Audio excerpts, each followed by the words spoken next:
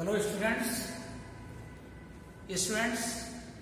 आज के लेक्चर में हम एक नया चैप्टर स्टार्ट करेंगे। स्टूडेंट, नया चैप्टर है आपका वैद्युत धारा।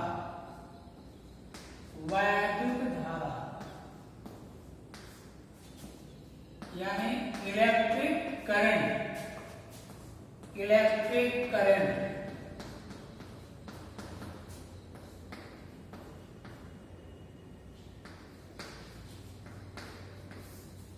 या इसी को हम करंट इलेक्ट्रिसिटी भी कहेंगे।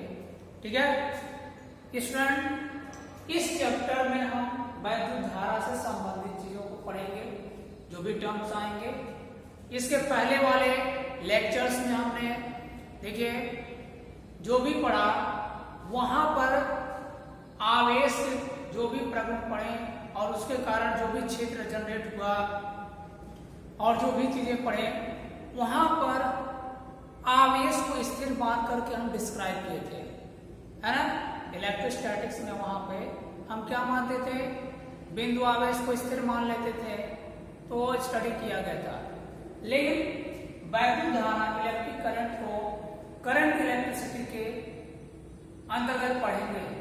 इसमें क्या होगा, आवेश का मोशन होगा, यानी आवेश गति करेगा, उसके बाद जो भी चीजें क्या होगा परिभाषित होंगी, उन परिभाषित चीजों का हम डिस्कशन करेंगे। ठीक है, तो सबसे पहले हम वैद्युत धारा की परिकल्पना की बात करेंगे कि वैद्युत धारा से हम क्या समझते हैं। वैद्युत धारा यानी इलेक्ट्रिक करंट होता क्या है। इलेक्ट्रिक करंट किसे कहते हैं, what do you mean by electric current. ठीक है, चलिए स्टूडेंट, अगर हम बात करें वैद्युत धारा से संबंधित टर्म के, तो देखिए सबसे पहले हम आवेश की बात करते हैं। मान लीजिए कोई आवेश है, अगर इस आवेश को अगर हम वैद्युत क्षेत्र में रख दें, तो वैद्युत क्षेत्र के कारण क्या होगा, इस पे बल आरोपित होगा और उस बल के कारण क्या होगा, जिस दिशा में इस पे बल लगेगा, उस बल की दिशा में क्या होगा, गति करने लगेगा। यानी जब क्या करते हैं, जब किसी आवेश को वैद्युत क्षेत्र में रखा जाता है, तो वैद्युत क्षेत्र के कारण आवेश पर बल लगने लगता है और उस बल के कारण क्या होता है, आवेश एक स्थान से दूसरे स्थान पर स्थानांतरित होने लगता है ना। जब आवेश का स्थानांतरण होगा, तो वहां वैद्युत धारा का एग्जिस्टेंस होगा। अगर आवेश का स्थानांतरण नहीं होगा, तो वैद्युत धारा का एग्जिस्टेंस नहीं होगा। यानी वैद्युत धारा का प्रवाह होगा कब, जब आवेश का प्रवाह होगा।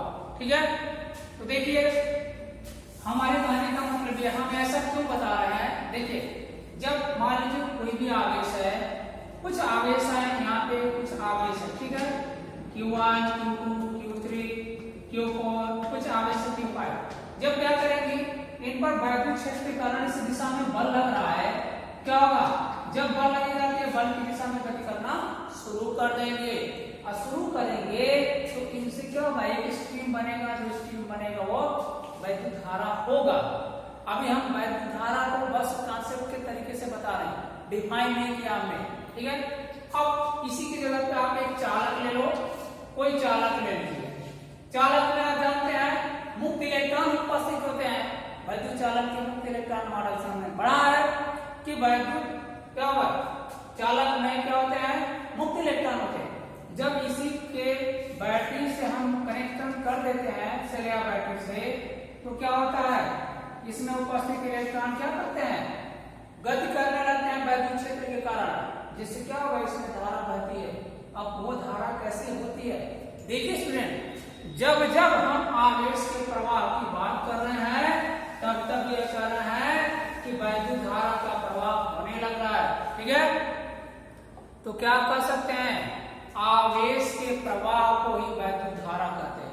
ठीक है ना, आवेश के प्रवाह को ही हम वैद्युत धारा कहते हैं। ठीक है, बात समझ में आ गया ना। यानी किसी चालक में जब आवेश का प्रवाह होगा, तो हम ये कह सकते हैं कि उस चालक से वैद्युत धारा का प्रवाह हो रहा है। यानी हम क्या बोलेंगे कि किसी चालक से या कहीं कभी आवेश के प्रवाह, ठीक है, आवेश के प्रवाह को ही हम वैद्युत धारा कहते हैं। और भी आप कह सकते हैं, और भी मॉडिफाइड करेंगे कि आवेश के प्रवाह की दर को ही क्या कहते हैं, वैद्युत धारा कहते हैं। अलग अलग बुक्स में अलग अलग कॉन्सेप्ट से बताया जाता है। जैसे टाइम के रिस्पेक्ट में अगर बोल देंगे तो क्या होगा, आवेश के प्रवाह की दर को हम वैद्युत धारा कहते हैं, ठीक है। सिंपली अगर बात करें क्या होगा, अगर आवेश प्रवाहित हो रहा है तो हम कहेंगे धारा का प्रवाह होगा, ठीक है।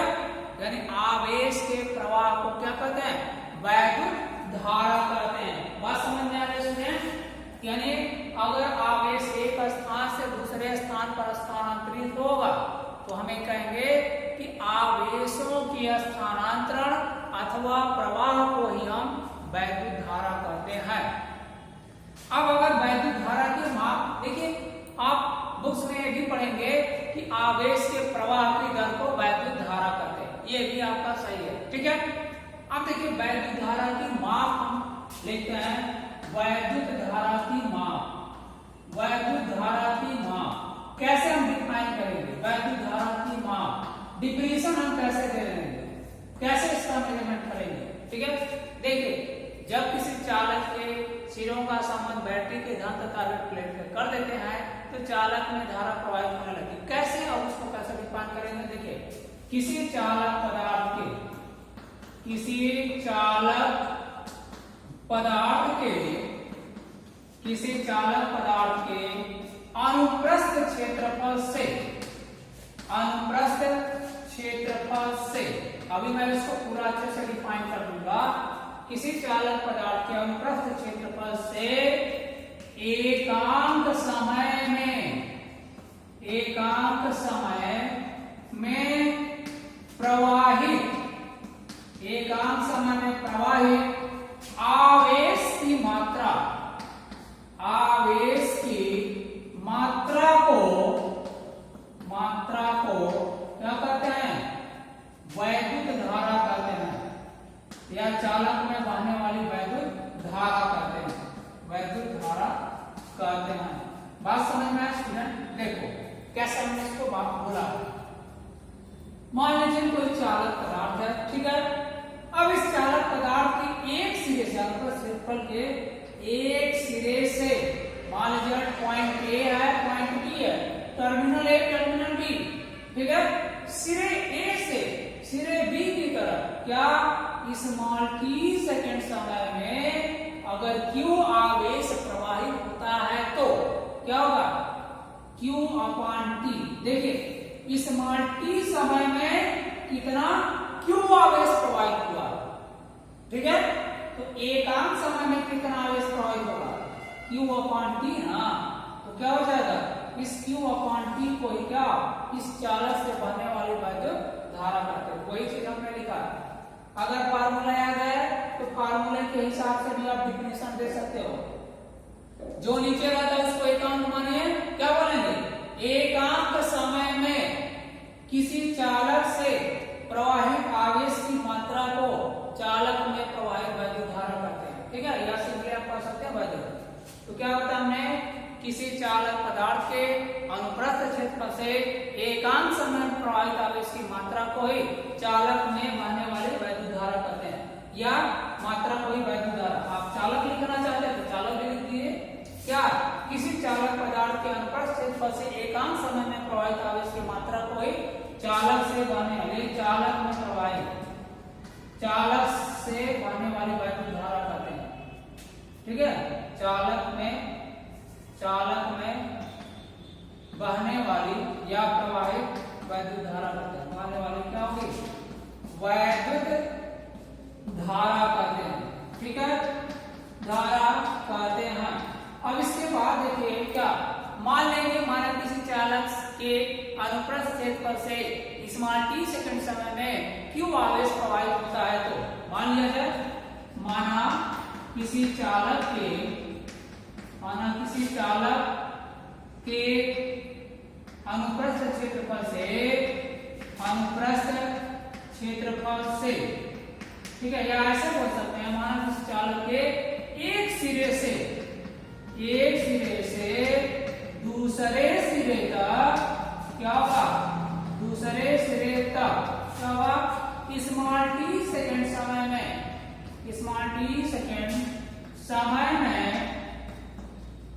क्यों आवेश प्रवाहित होता है,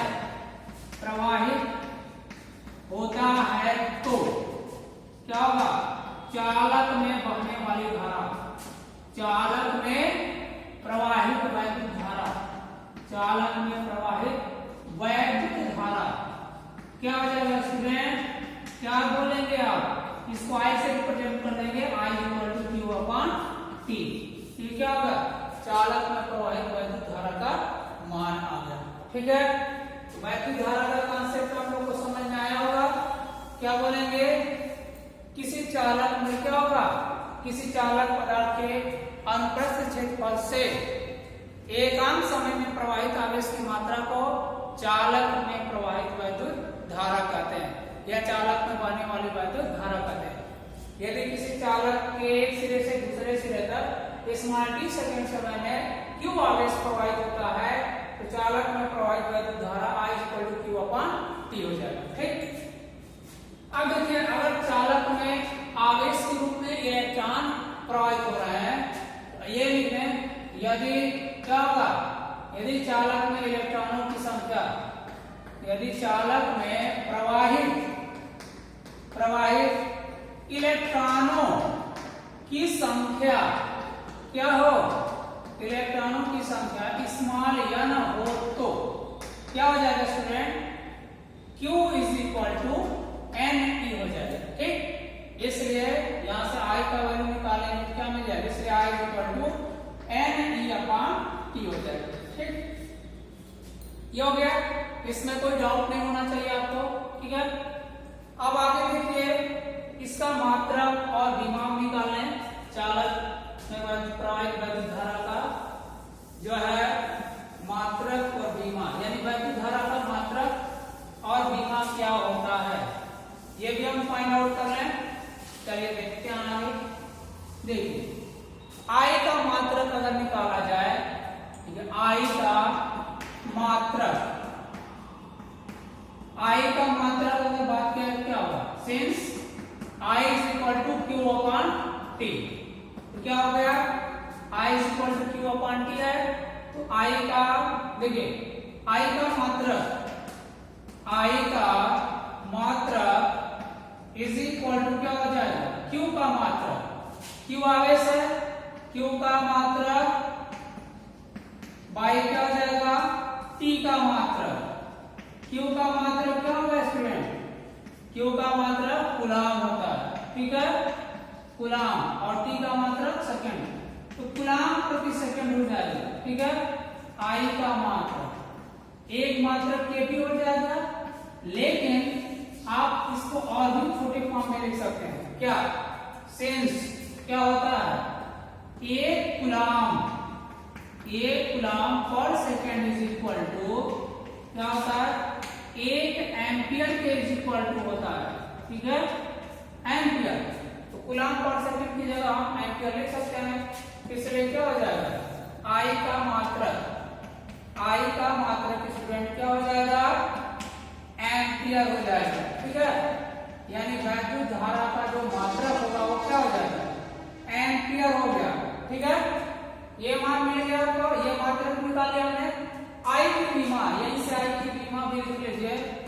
I की जो बीमा होती है, डायमेंशनल फार्मूला होता है, सीधे एम्पियर की जगह ये आप लिख लीजिए। ये हमने आगे इसको पहले पढ़ाया हुआ है कि I की बीमा क्या होती है। ठीक है, ये हो गया I का मात्रक, I की बीमा और वैद्युत धारा यानी I का परिभाषा। यहाँ तक हमने डिस्कशन कर दिया, कोई कंफ्यूजन नहीं होना चाहिए मात्रक को बीमा निकालने में। ठीक है, इसके बाद आगे देखिए, अब वैद्युत धारा कैसी राशि है, वैद्युत धारा सदिश राशि है कि अदिश राशि है। ठीक है, चलिए बात करेंगे अब इस संदर्भ पे, इस पॉइंट पे कि वैद्युत धारा कैसे है, स्केलर क्वांटिटी है कि वेक्टर क्वांटिटी है। तो स्टूडेंट ध्यान दीजिए, वैद्युत धारा क्या है, वैद्युत धारा एक क्या है, अदिश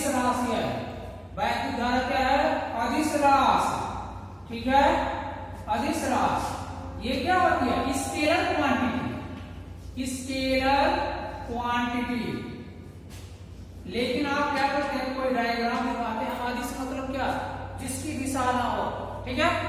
अदिश राशि किसको बोलेंगे, जिसमें परिमाण के साथ साथ दिशा नहीं होती है, उसे अदिश राशि बोलते हैं।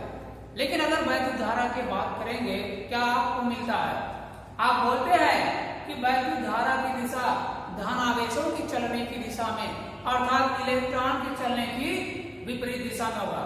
कोई भी सर्किट डायग्राम आप बनाओगे तो वहां पे जो इलेक्ट्रॉन के चलने का डायरेक्शन होगा, उसके अपोजिट डायरेक्शन में वैद्युत धारा की दिशा को हम रिप्रेजेंट करते हैं। यानी जिस दिशा में धनावेश चलेगा उस दिशा में क्या होगा, वैद्युत धारा की दिशा होगी, ठीक है। लेकिन इस पॉइंट के होने के साथ साथ, यानी आप ये कह दिए ना कि ये वैद्युत धारा में परिमाण और दिशा उसकी होगी जिधर धनावेश चलेगा, ये तो कह दिए। लेकिन एक पॉइंट और स्टूडेंट, वो क्या है, वैद्युत धारा जो होता है सदिशों के योग के नियम का पालन नहीं करता है, जो कि सबसे इंपॉर्टेंट फैक्ट है। अगर कोई भौतिक राशि सदिश राशि है तो वह सदिशों के योग के नियम का पालन करेगा, ठीक है। Law of addition of vector algebra वो फॉलो करेगा। देखिए, अगर कहीं से यहां मान लीजिए किसी जंक्शन पॉइंट पे इधर से 3 एम्पियर का करंट आ रहा है और इधर से 4 एम्पियर का करंट आ रहा है, इस जंक्शन पॉइंट पे इधर आगे जब बढ़ेंगे तो यहाँ 7 एम्पियर का करंट फ्लो होगा, ठीक है। लेकिन ये तो क्या होगा, ये अलजेब्रा जो हम पढ़ते हैं, ठीक है, ऑर्डिनरी अलजेब्रा, ठीक है, सामान्य बीजगणित के हिसाब से जैसे हम लोग पढ़ते हैं उस हिसाब से इसका एडिशन हो रहा है, जबकि वेक्टर अलजेब्रा इससे डिफरेंट होता है, ठीक है। तो वैद्युत धारा एक अदिश राशि होती है, क्योंकि क्या होती है, सदिशों के योग के नियम का पालन नहीं करते। क्लियर है ना। अब इसके बाद एक पॉइंट और जान लीजिए, एक पॉइंट और मेजर पॉइंट, ठीक है। मेजर पॉइंट क्या है, वैद्युत धारा का प्रवाह केवल धातुओं में ही नहीं होता। देखिए, यानी चालक पदार्थ ठोसों में ही, ठोस में अगर बात करेंगे तो जितने भी मेटल होते हैं, मेटल यानी जितने भी धातु होते हैं, मेटल्स होते हैं, उनमें क्या होता है, वैद्युत धारा का प्रवाह होता है। लेकिन इसके साथ साथ कुछ क्या होते हैं, द्रव और गैसों में भी क्या होता है, वैद्युत धारा का प्रवाह होता है, द्रव और गैस में भी होता है। डिफरेंस क्या होगा, देखिए, ठोस यानी धातुओं में वैद्युत धारा का प्रवाह केवल और केवल इलेक्ट्रॉनों से, मुक्त इलेक्ट्रॉनों की वजह से होगा। कोई चालक पदार्थ है तो उसमें वैद्युत धारा के प्रवाह के लिए सिर्फ और सिर्फ मुक्त इलेक्ट्रॉन उत्तरदायी होते हैं। अगर मुक्त इलेक्ट्रॉन की मौजूदगी नहीं है तो वहां धारा का प्रवाह नहीं होता है। यानी चालक पदार्थों में आवेश के प्रवाह वैद्युत धारा के प्रवाह के लिए मुक्त इलेक्ट्रॉन उत्तरदायी होते हैं, ठीक है। अब देखिए, जबकि द्रव और गैस में क्या होता है, द्रव और गैस में आवेश द्रव और गैस में वैद्युत धारा के प्रवाह के लिए आयन जिम्मेदार होंगे, ठीक है। धन आयन ऋण आयन जो भी होते हैं आयनों की वजह से, ठीक है, आयन्स की वजह से द्रव और गैसों में वैद्युत धारा का प्रवाह होता है, जबकि ठोसों में क्या होता है, धातुओं में मुक्त इलेक्ट्रॉनों की वजह से होता है, ठीक है, वैद्युत धारा का प्रवाह। ठीक, ये पॉइंट समझ में आ गया होगा स्टूडेंट। वैद्युत धारा किसे कहते हैं, इसका मात्रक क्या होगा, बीमा क्या होगा, कैसी राशि होती है ये, ठीक है, और इसके कुछ प्रगुण हमने बता दिया कि क्यों इसको अदिश माना जाता है, ठीक है। इसका प्रवाह कहाँ होता है, इसका डायरेक्शन कैसे हम दिखाएंगे, सर्किट डायग्राम, ये सारे पॉइंट हमने डिस्कस कर दिया है। स्टूडेंट, आज के लेक्चर में मैं बस इतना ही बताऊंगा, बाकी के जो टर्म आएंगे इसके बाद उनको हम नेक्स्ट लेक्चर में डिस्कस करेंगे। Okay students.